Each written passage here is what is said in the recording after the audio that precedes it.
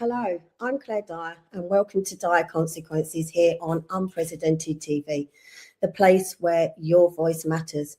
In a world full of noise, we believe in letting every idea, thought, and opinion have its moment, the space where censorship does not exist, where stories you're not being told finally get a voice, while mainstream media hides, twists, or ignores inconvenient truths. We are here to lay it all out, unfiltered, uncensored, and unapologetic. We will try to deliver you the truth the best we can. So please do like and subscribe, and more importantly, do follow us. Today's show is going to be a little different in structure. I'm used to separating my two aims, one to gain awareness, to show people the truth and that there is an agenda.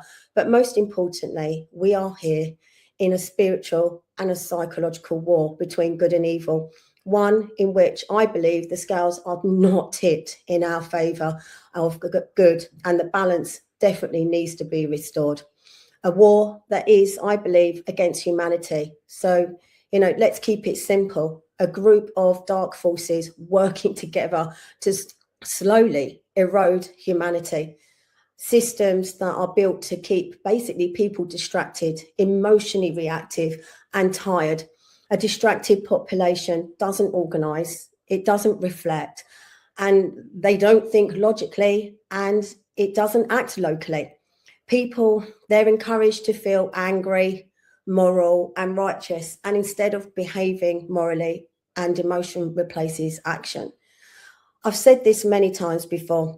We get treated more like children and them acting like our parents. And over time, people internalize that role. When everyone is put into groups and boxes, no shared we even exists. So collective responsibility, it just collapses. And everyone wants to belong somewhere. But through so many groups and boxes and labels and identities, everyone ultimately just becomes divided. After enough of these broken systems and empty promises, people just stop believing their actions matter anymore. I want to remind people of their humanity and to look into their heart and soul, because ultimately without this, we are, as a species, we're lost. The other part is campaigning and be physically proactive against certain aspects of this agenda. Fight the fight where necessary, where some of you will actually be used to me talking quite a lot here and there and highlighting issues, their acts, their policies currently going on and still being introduced. A lot of these are happening in my own village. We were all affected by COVID. We all suffered lockdowns. And for some of us, we felt coerced into taking a vaccine that was rushed through trials with no long-term data, whilst others, like myself, were ostracised from society for refusing, not being allowed to enter clubs, pubs, events, or even get on a plane to travel anywhere. We have been inflicted with ULEZ, a war against the motorists, but especially the poorer of society and vulnerable.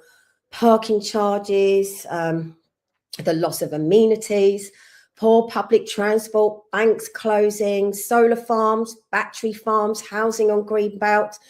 And some of you may see me quite regularly standing on the side of the road in all weather conditions, refusing to allow the install of the ULEZ cameras here in Greater London, along with now adding 5G to my list as well. So, and also trying to hold local councils to account. Every local issue is actually, in fact, a national issue, and it is part of a global agenda. There are many people who are willing to stand up and be proactive. And I've been fortunate enough to actually have a good few honest and trusted people stand side by side with me to go into these battles. I don't voice my opinions on what's happening on a daily basis. As I've always said, and to myself, that if I have nothing to say, then I'm not saying anything at all, although some would disagree because I do talk a lot. But most recently, I stepped into a new role as a somewhat journalist come presenter, and it really wasn't easy at first, but by listening to my intuition, the show just found its own flow and its concept just came together naturally. My show's mantra slogan, if you like, is I give a voice to the voiceless, those that have no platform or social media presence and that mainstream media are just not interested in because it's not relevant or it's censored or it doesn't suit the political current climate.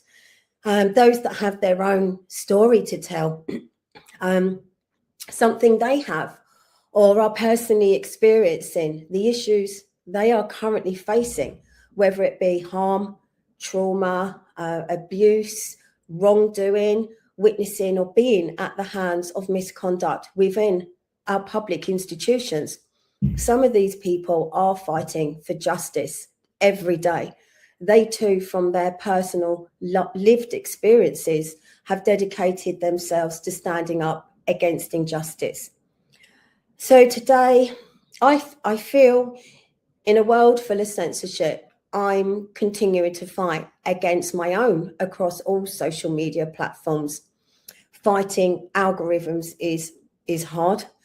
Getting the right hashtags or keywords right is just infuriating. And I absolutely hate technology with a passion, but it is a means to an end. And it is something that I struggle with quite a bit. And I think many of you will also actually relate to this. And it can sometimes feel literally like a job in itself. I am just one small voice out of many trying to stand up and say what is happening to us, the people, and it's wrong. And today I want to speak my own truth using my show, Dire Consequences, which was aptly named by Lembit Opik, CEO of Unprecedented. And I say good or bad, the consequences of us not standing united has put us in a dire situation. And also some may say that coming head to head with me is something short of dire consequences. So a very good choice of title there for the show. And I don't think it was something that I would have been able to come up with myself. This media station, it is relatively new and it is one that is dedicated to giving you the information that sits behind closed doors. And so I feel quite proud to be a part of it. So today I'm using this platform because it gives me complete freedom to speak. And as I've said to Lembit many times, the second it doesn't, I'm off. So I have something to say and I'm going to say it because I'm not one to shy away from that. And what I want to talk about is how easy it is to lose yourself within groups, whether it's family, friends, religion, organisations, or the political organisations, how some can be corrupted from the inside slowly and quietly when people compromise values for power, comfort, or convenience until the original purpose is slowly drained out. And I'm sure many of you will also relate to this also. Communities, at their very core are about the bonds that tie people together, the shared values, experiences and goals that shape the collective identity of a place. And where I live in Biggin Hill, the furthest village south that sits in Greater London, unfortunately for us. And I've lived here my whole life, and it had huge historical significance that the locals are still proud of. And it's best known for its role in the Second World War, but it began as a Royal Flying Corps airfield in 1917, used to defend London from German air raids during the First World War, our RAF during Battle of Britain, 1940. This history, it does give the community meaning and pride and continuity and a sense that our village matters, not just locally, but nationally and probably globally in some ways. And when these bonds are strong, people, they do begin to work not just for their own benefit, but for the benefit of the whole community. You know, imagine a small town or village where everyone knows each other, where generations of families have lived and worked and raised children, and people are invested in more than just their own lives. They care deeply about the town's village future, its culture, and the legacy.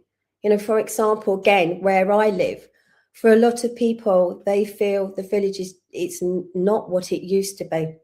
You know, crime rate is up, vandalism, antisocial behaviour, loss of independent businesses that were run by local people, poverty, extensive long-term roadworks, road closures that have literally become a joke, parking charges, extremely poor public transport, ULEZ, land grabs like housing developments, the solar battery farms on Greenbelt. I mean, you name it, there just seems to be a lot to moan about. And believe me, people are moaning.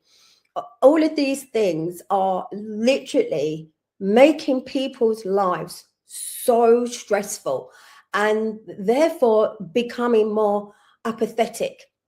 But in order to move forward, it takes more than just individual effort.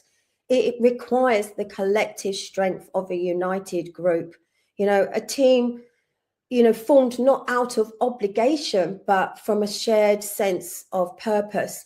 And this to me is the essence of community, you know, driven action where each person brings their skills, their ideas and their energy to the table, you know, contributing not for personal gain, but because they believe in the well-being of the whole and they care about the people where they live and they want only the best for it. You know, a well-formed team in a community like this is more than just a group of people working together. It's a powerful force for change. It's a collaborative effort that transforms vision into reality. The decisions made by such a team, they're rooted in the common good. And the success of one person is measured by the success of the community as a whole. But I'd say, however, whilst I and many others have these idealistic visions of community solidarity, or even a nation united, and maybe I'm deluded and have rose-tinted glasses on, and maybe I have too much hope, but it's one that would literally be a powerful force to be reckoned with. The reality is that due to all of these added pressures and stress, nobody really wants to come together and work as a community for the good of a community. Councillors, a residents association, or just a small handful of people willing to actually step up. This in itself is a huge problem, and it's one that I face almost daily. A lot of people, they do care about antisocial behaviour, littering, crime, you know, decaying of public spaces, etc. All of it, everything that's wrong about where you live in society.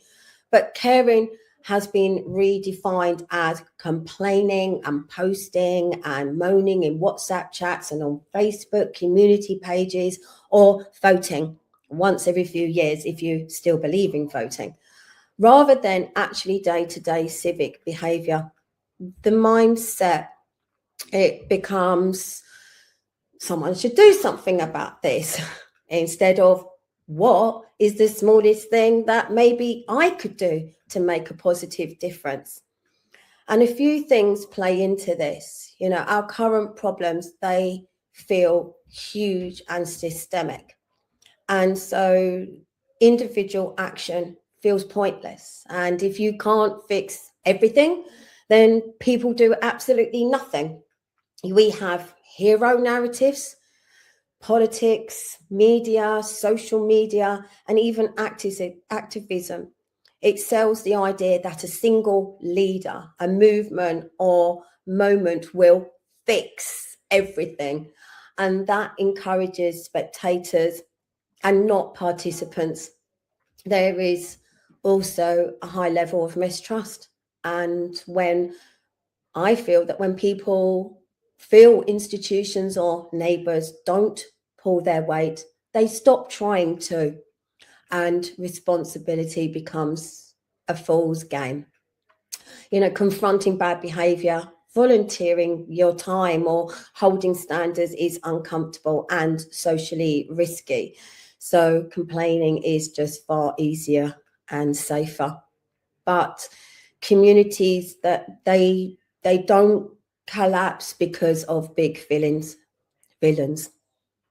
and they erode because of a few small abdications, not challenging antisocial behaviour politely when it's safe, not showing up to local meetings. And I had this just yesterday.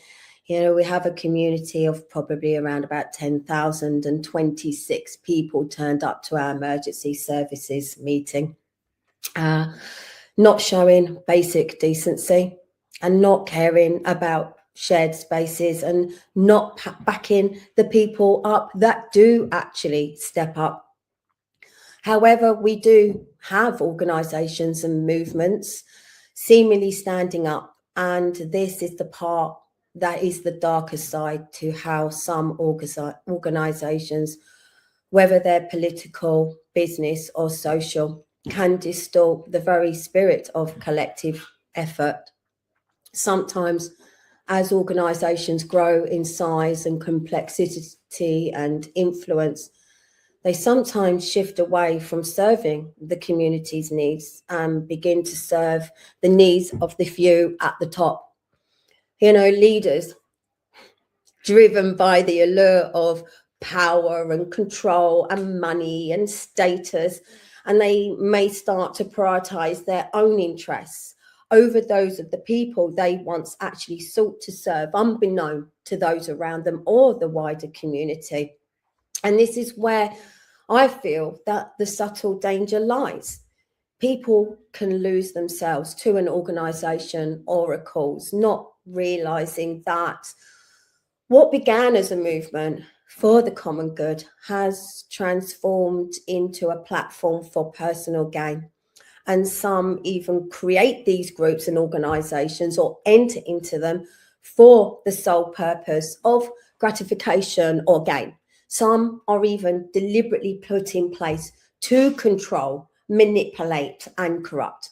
The promises of wealth and influence or recognition can literally seduce individuals into forgetting the roots of why they joined in the first place. The more they climb within the structure of the organisation, the more distant they become from the people they were once meant to represent.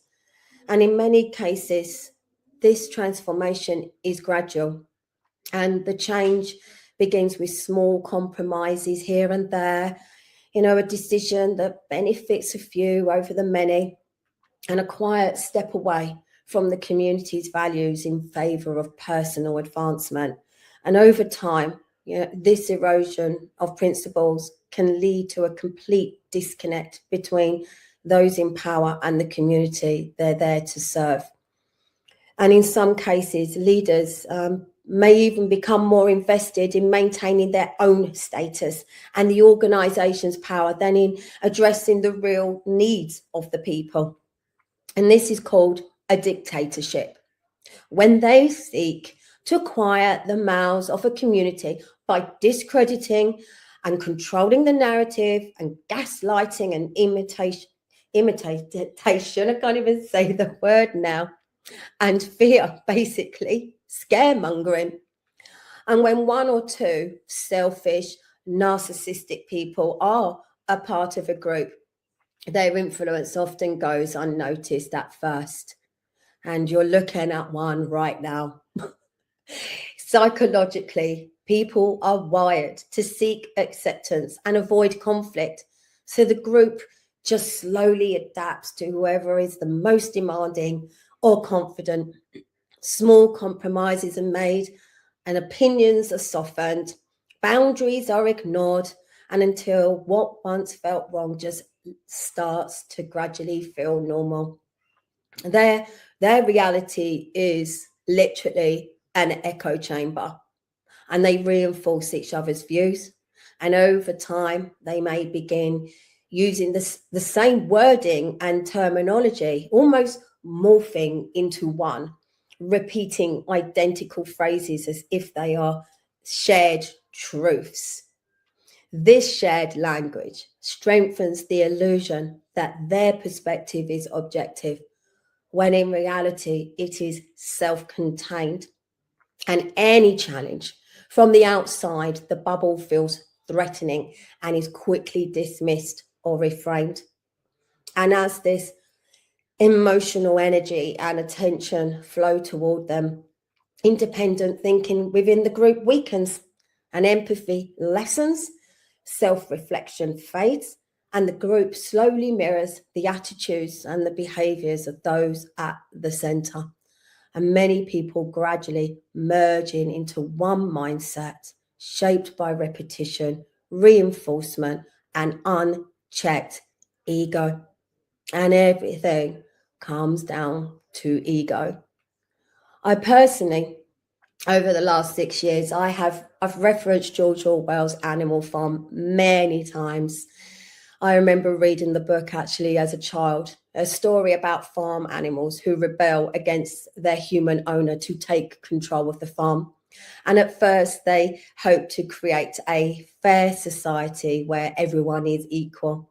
However, as the pigs take charge, they slowly start abusing their power and becoming just as corrupt as the humans they overthrow. Some animals are equal, but some are more equal than others. The book is literally a political metaphor about the dangers of a corrupt dictatorship and a totalitarian world, and how power can literally corrupt even the most well-intentioned leaders. And we were being told years ago with this book, but even as a child, I probably wasn't able to actually take in what it actually meant.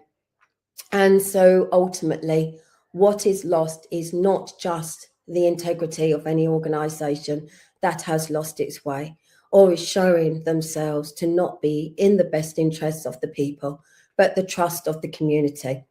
And when people sense or see that those in power are no longer working for their best interests, they begin to feel disillusioned, disengaged, and disconnected from the very community they once helped to build, whilst others who start questioning look for accountability. When any organisation, institution, or public body goes unchecked and stops acting in the best interest of its people, its community, the first signs of resistance usually comes in the form of questions. People ask for clarity. They want transparency and accountability. Psychologically, this is a threat, not just to authority, but to shared story the organization tells itself about being right or necessary. At that point, the response is rarely calm self-reflection. More often, the organization closes ranks. Questioners are reframed as difficult or negative or disloyal or abusive is a key one. You name it. Language shifts from addressing concerns to protecting their reputation. All attempts are made to silence those that attempt to question or go against them.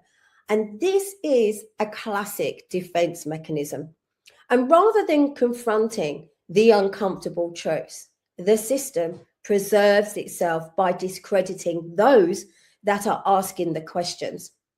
And fear and conformity begin to do the work, and others stay silent, avoid being labeled or excluded. Accountability is replaced by procedure, and they start caring more about the looks than about what is actually being done. And instead of fixing real problems, They focus on appearances, good messaging, polished statements, meetings that go nowhere, or actions that are meant to look responsible without actually changing anything meaningful. It's about protecting image and control, not solving the issues. So, from the outside, it may seem like something is happening, but underneath, the same problems remain. It's a way of managing perception rather than actually taking responsibility.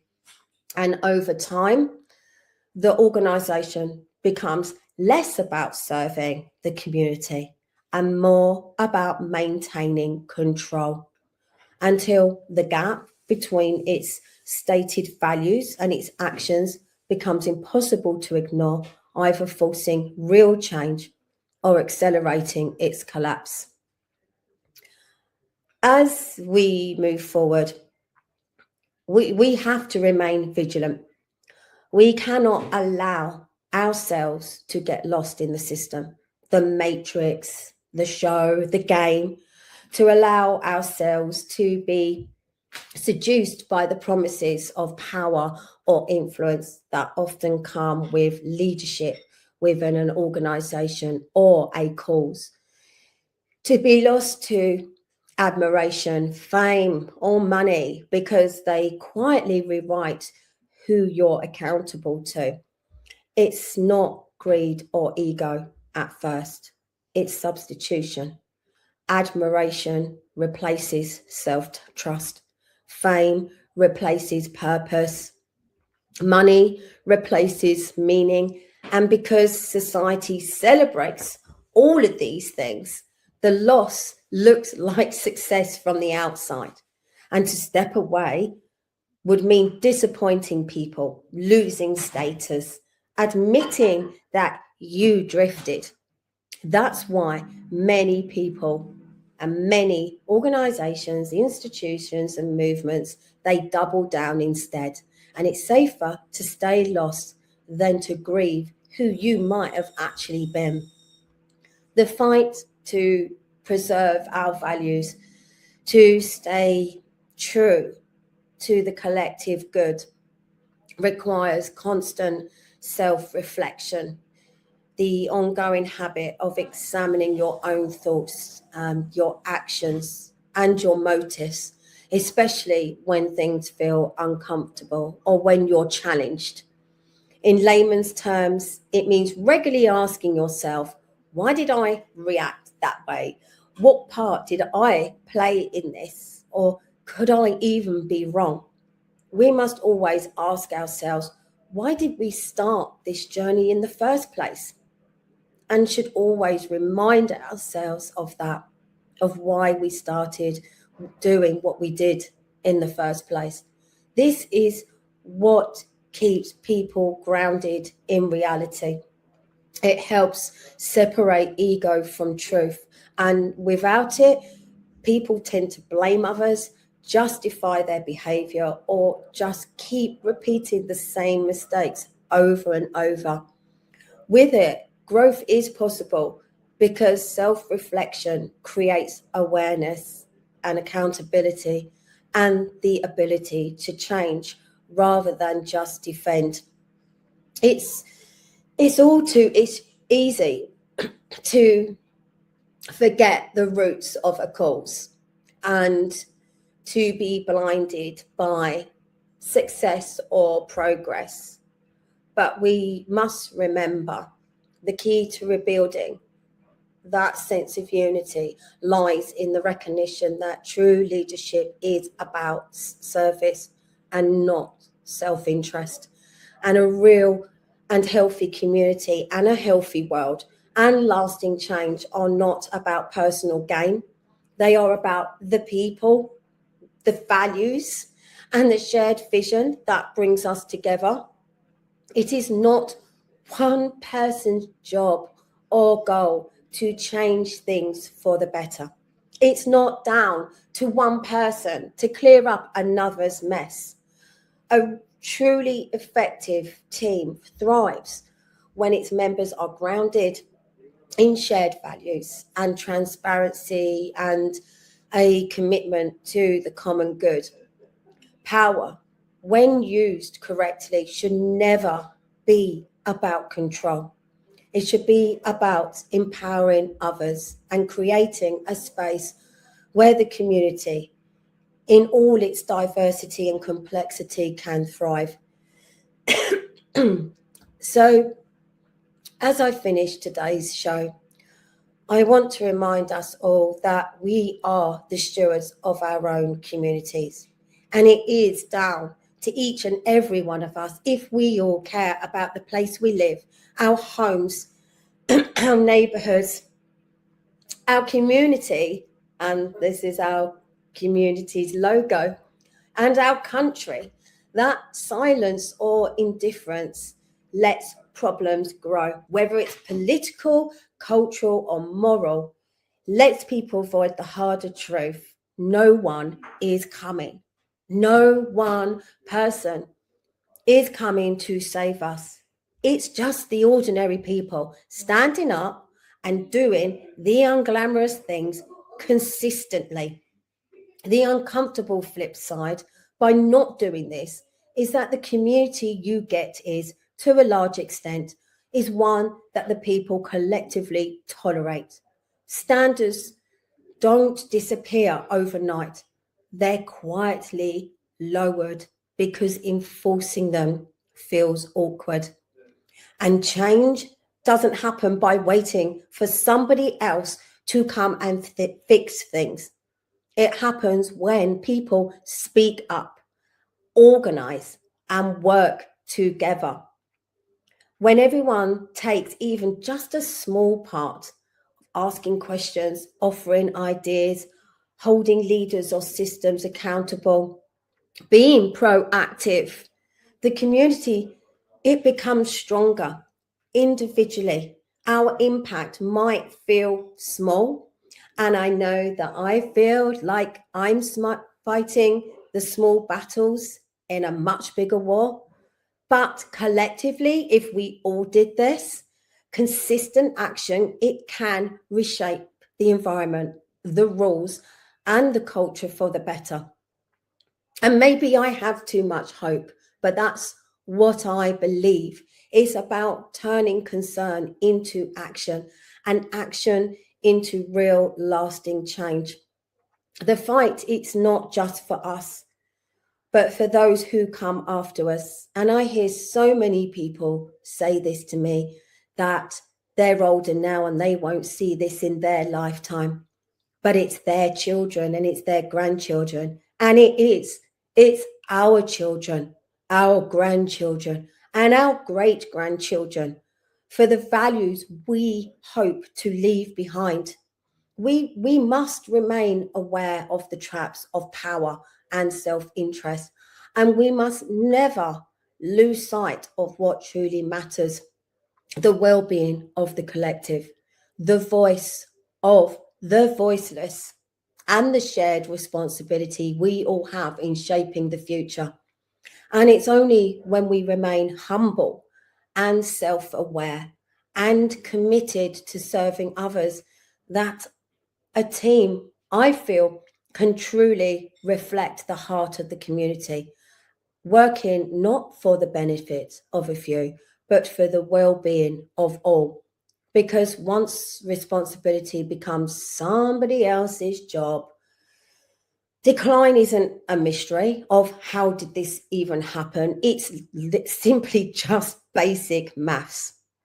So today wasn't about having all the answers, and I really don't have all the answers, other than I just feel that people need to step up and play their part, because we are all in this together. That's how I feel.